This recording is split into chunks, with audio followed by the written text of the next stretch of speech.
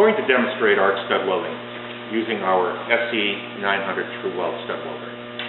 I've selected a 3/8 inch diameter stud for the purposes of this demonstration. When setting up the stud welder, note the diameter of the stud and check the manufacturer's recommendation for the time and current settings. Use that as your starting point. Once the settings have been appropriately programmed into the machine, next, go through the stud gun. First thing is alignment.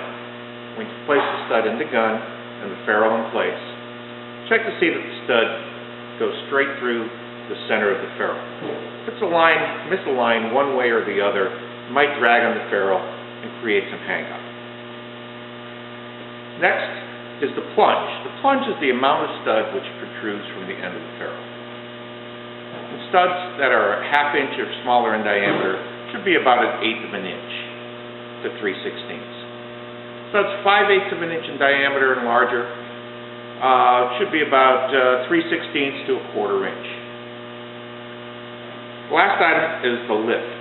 The lift is the amount of travel that the stud engages when you squeeze the trigger.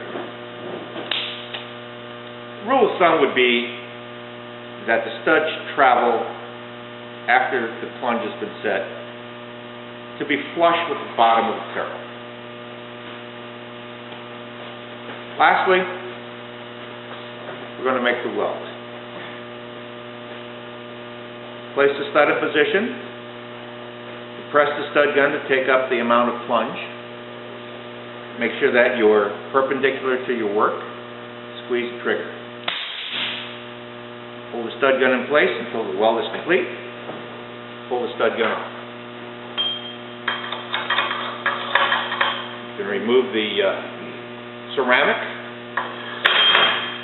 Examine the fillet. The fillet is the weldment around the base of the stud. It should have 360-degree fillet, and it should be bluish in color, which determines that you've got the proper heat.